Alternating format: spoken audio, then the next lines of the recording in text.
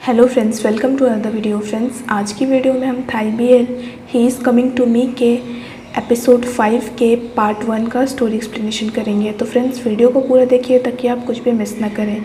और अगर आपने हमारे चैनल को अब तक सब्सक्राइब नहीं किया है तो कर लीजिए ताकि आप आने वाले वीडियोज़ की नोटिफिकेशन मिस ना करें। थन मेस को उसके दिए हुए एड्रेस पर लेकर आ जाता है। वहाँ पे थोड़ी देर के लिए मेस की बॉडी के पार्ट्स गायब होने लगते हैं। थन मेस से पूछता है कि आप ठीक हैं? मेस हाँ कहता है। घर देखकर मेस कहता है मुझे बहुत अजीब सा लग रहा है, मुझे ये देखकर कुछ याद भी नहीं आ रहा है। अगर मैं यहाँ रहता था तो मुझे कुछ तो याद आना चाहिए। थन कहता है लेकिन एड्रेस तो यही दिया हुआ है लिस्ट में। थन कहता है आप यहीं पर रुकिए, मैं आसपास के लोगों से पूछ कर आता हूँ इस घर के बारे में। थन वहाँ पे एक लेडी को देखता है तो उससे पूछता है कि आप मुझे बता सकते हैं कि इस घर को क्या हुआ है? वो लेडी कहती है कि ये घर तो बहुत पहले से खाली है। थन कहता है कि आपको पता है यहाँ पे कौन रहते थे? वो लेडी कहती है यहाँ पे 2 लोग रहते थे और वो लोग मर चुके हैं। 20 सालों से यहाँ पर कोई भी नहीं आया है। मैंने सुना है इस घर की कीमत बहुत ज़्यादा है। थन पूछता है क्या इन लोगों के कोई रिलेटिव नहीं थे? वो लेडी कहती है पता नहीं, शायद इनका बेटा उनके रिलेटिव के घर गया है। थन कहता है कि आपको उस बेटे का नाम पता है? वो लेडी बहुत याद करके कहती है उसके बेटे का नाम मेस था। मेस भी लेडी की सारी बातें सुन लेता है। अगले सीन में थन मेस को कहीं भी ना देख कर ढूंढ रहा होता है पर उसे वो कहीं नहीं मिलता है तो वो टेरेस पे आता है। मेस टेरेस पे बैठा हुआ होता है तो थन भी वहाँ पर आ जाता है। मेस कहता है तुम ऊपर क्यों आ गए? कहता है मैं आपको ढूंढते ढूंढते यहाँ पर आया हूँ, मुझे नींद नहीं आ रही थी, मैंने सोचा मैं आपसे बात कर लूँ पर आप मुझे नीचे नहीं मिले। मेस कहता है तुम तो बहुत जल्दी सो जाया करते हो, आज क्या हो गया? थन कहता है मैं आपके बारे में सोच रहा था, आपके बारे में कुछ भी पता लगाना इतना मुश्किल क्यों हो रहा है? मेस कहता है तुम ठीक कह रहे हो, मुझे ये भी पता चल गया कि मैं कहाँ पढ़ता था, कहाँ रहता था, फिर भी मेरे बारे में मुझे कुछ खास पता नहीं चला है। थन कहता है कम से कम अब हमें आपका नाम तो पता है। मेस कहता है कभी कभी तो मुझे लगता है कि शायद जब मैं ज़िंदा था फिर भी मैं किसी के लिए मैटर नहीं करता था, ये सोचकर मुझे बहुत दुख होता है। थन कहता है मरने के बाद भी आप मेरे साथ हैं तो मेरे लिए तो आप एग्जिस्ट करते हैं ना। थन कहता है आप ज़्यादा दुखी मत होइए, मैं आपकी हेल्प ज़रूर करूँगा, मैं आपसे वादा करता हूँ। मेस कहता है मेरी इतनी हेल्प करने के लिए थैंक यू, तुम सच में बहुत अच्छे हो। थन मेस से पूछता है आपको सुबह में क्या हुआ था, आप गायब क्यों हो रहे थे? मेस कहता है मैं एक होस्ट होकर वो सब करने की कोशिश कर रहा हूँ जो मुझे नहीं करना चाहिए, तो जितनी ज़्यादा मैं अपनी पावर यूज़ करूँगा उतनी जल्दी मैं कमज़ोर हो जाऊँगा। सुबह जो मेरे साथ हुआ वो मेरे लिए एक वार्निंग थी कि मैं इंसान नहीं हूँ, तो मुझे वो सब नहीं करना चाहिए जो एक इंसान करता है। थन कहता है मैं नहीं चाहता कि आप डिसअपियर हो जाएं। मेस कहता है एक ना एक दिन वैसे भी हम लोगों को अलग होना ही है, एक दिन मेरा पुनर्जन्म हो जाएगा या हो सकता है मैं गायब हो जाऊं, तब तो हम अलग हो ही जाएंगे ना। थन कहता है आप संभल कर रहिए क्योंकि मैं आपको इतनी आसानी से जाने नहीं दूंगा। मेस कहता है मेरा यहाँ पे वक्त बहुत ही कम है, तो क्या मैं वो कर सकता हूँ जो मुझे पसंद है, क्योंकि हो सकता है मेरे लिए कल जैसा कुछ हो ही ना। थन इमोशनल हो जाता है और कहने लगता है नहीं ऐसा कुछ नहीं होगा, ना आज होगा ऐसा, ना कल होगा।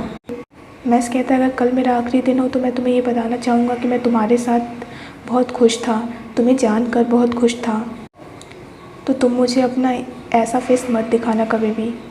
थन रोने लगता है तो मेस कहता है तुम मुझे ऐसा फेस मत दिखाओ, क्योंकि 20 साल अकेले रहना मेरे लिए वैसे ही बहुत दुख भरा था।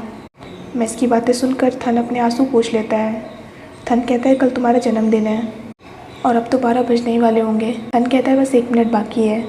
मेस कहता है कि तुम्हें पता है कि स्टार के सामने विश मांगने से विश पूरी हो जाती है, तुम चाहो तो ट्राई कर सकते हो। थन कहता है इस साल का बर्थडे मैं कभी नहीं भूलूंगा क्योंकि आप मेरे साथ हैं। थन कहता है क्या आप मेरे लिए बर्थडे सॉन्ग गा सकते हैं? मेस उसके लिए बर्थडे सॉन्ग गाने लगता है। थन विश मांग लेता है। मेस कहता है तुमने क्या विश मांगी है?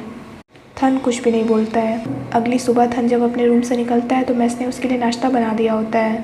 थन आकर वहाँ पे बैठ जाता है। मेस उसे हैप्पी बर्थडे विश करता है और कहता है मेरा गिफ्ट तुम्हारे लिए यही है क्योंकि यही खाना बचा हुआ था फ्रिज में। थन कहता है थैंक यू, लेकिन आप अगली बार से अपनी पावर बिल्कुल मत यूज़ करिएगा। मेस कहता है मैं तुम्हारी बात समझ गया हूँ। थन मेस को कहता है कि आज आप मेरे साथ घूमने चलेंगे? मेस कहता है कहाँ, लेकिन तुमने अभी तो कहा कि मैं अपनी पावर ज़्यादा यूज़ ना करूँ। थन कहता है सिर्फ आज के लिए, आज मेरा बर्थडे है ना। मेस मान जाता है। दोनों बाहर घूमने आ जाते हैं और मस्ती मजाक करने लगते हैं। साइकिल देखकर थन मेस को कहता है कि आप राइड करना चाहेंगे? मेस कहता है मुझे चलाना नहीं आता है। थन कहता है कोई बात नहीं, मैं आपको सिखा दूंगा। थन मैस को सिखाने लगता है, पर लोग उसे अकेले साइकिल को हिलाता देखकर चौंक जाते हैं और उसे पागल समझने लगते हैं। साइकिलिंग के बाद दोनों स्नैक्स खाने लगते हैं। थन मैस को कहता है मैंने देखा है कि आपको ज़्यादा चीज़ें नहीं पता है, आप ठीक से कुक भी नहीं कर पाते हैं। आप जिंदा थे तो आपने किया क्या है? मैस कहता है हो सकता है ये सब चीज़ें मैंने पहले कभी की नहीं है। थन कहता है लगता है आप कुछ ज़्यादा ही रिच थे। मैस हाँ कहता है। मैस कहता है 1 साल के बाद तुम भी मेरे एज के हो जाओगे। थन कहता है वो कैसे? मैस कहता है मैं जब मरा था तो मेरी उम्र 22 साल की थी और मरने के बाद हम थोड़ी ना बड़े होते हैं। थन कहता है लेकिन आपकी एज तो कुछ और होनी चाहिए अगर कैलकुलेट की जाए तो। मैस कहता है ऐसा नहीं होता है, भूत होने का यही तो फ़ायदा होता है कि हमारी एज कभी बढ़ती नहीं है और ना घटती है। थन मैस को चिढ़ाने लगता है। मैस जब अपसेट होने लगता है तो थन कहता है मैं तो बस मजाक कर रहा हूँ। थन मैस को प्लास्टिक बैग से खेलना सिखाने लगता है। तभी लोग उसे देखकर चौंक जाते हैं और उसे पागल कहकर निकल जाते हैं। थन कहता है मुझे पता है ये लोग मुझे देखकर क्या सोच रहे हैं। ये कहकर थन हंसने लगता है। मैस कहता है तुम मेरे साथ प्रैंक कर रहे थे क्या? थन कहता है मैं तो बस आपको स्माइल करवाना चाहता था। थन को उसके फ्रेंड्स पार्टी के लिए इनवाइट करते हैं तो थन मैस को कहता है कि आप मेरे साथ मेरी बर्थडे पार्टी पे चलेंगे? मैस से सुनकर चौंक जाता है। थन मैस को बर्थडे पार्टी के लिए नए कपड़े दिलाने के लिए मॉल में लेकर आने लगता है। मैस कहता है बर्थडे पार्टी के लिए नए कपड़े की क्या ज़रूरत है? थन कहता है ये मेरी बर्थडे पार्टी है, आपको अच्छा लगना होगा। मैस कहता है लेकिन मुझे तो कोई देख भी नहीं सकता है। थन कहता है लेकिन मैं तो आपको देख सकता हूँ ना। थन उसके लिए कपड़े सिलेक्ट करके वहाँ पे इंसेंस जला देता है ताकि मैस उसे ट्राई कर सके। मैस के लिए ड्रेस सिलेक्ट करने के बाद थन उसे सीधे चलने को कहता है। मैस कहता है तुम इसके लिए पे नहीं करोगे? थन सीधे इंसेंस बंद कर देता है जिससे कि वो कपड़े किसी को ना दिखें। दोनों वैसे ही मॉल से बाहर आ जाते हैं। प्रिंस कहता है अगर ये थन की बर्थडे पार्टी नहीं होती तो मैं ऐसे कपड़े कभी ना पहनूं। प्रिंस कहता है कितने सारे थीम हो सकते थे, किसी एवेंजर के हीरो का थीम रख लेता, पर इसने घोस्ट की थीम क्यों रखी है? फ़ा कहती है कोई बात नहीं है, उसका बर्थडे है, उसे सिलेक्ट करने दो। तीनों मस्ती मजाक करने लगते हैं। गुल्फ थल को कॉल करके बुलाने लगता है। तभी फ़ा और प्रिंस अंदर चले जाते हैं तो गुल्फ भी जल्दी से अंदर चला जाता है। थन वहाँ पर आ जाता है। सब लोग आपस में मस्ती मजाक करने लगते हैं और साथ में चीयर्स करके ड्रिंक करने लगते हैं और साथ में वो लोग पिक्चर्स भी क्लिक करने लगते हैं। मैस भी पोस्ट करने लगता है। चारों मिलकर ट्रूथ और डेयर खेलने लगते हैं। सबसे पहला टर्न गुल्फ का आता है तो सब लोग उसे डांस करने को कहते हैं। वो डांस करने लगता है। उसके बाद प्रिंस की टर्न आती है। फ़ा प्रिंस से क्वेश्चन पूछती है कि अगर हम में से किसी एक को तुम्हें किस करना ही होगा तो तुम हम में से किसको किस करोगे? प्रिंस पहले तो कुछ नहीं बोलता है, फिर कहता है वो मैं किसी को नहीं किस करूँगा। ये कहकर वो ड्रिंक पी लेता है। उसके बाद थन का टर्न आता है तो गुल्फ उससे पूछता है तुम मुझे ये बताओ कि पीमेस कौन है? ये सुनकर मैस चौंक जाता है, पर थन उस सिचुएशन को हैंडल कर लेता है और कहता है पीमेस मेरे फेसबुक फ्रेंड का नाम है और वो बहुत ही क्यूट है, उसे स्वीट्स भी बहुत पसंद है।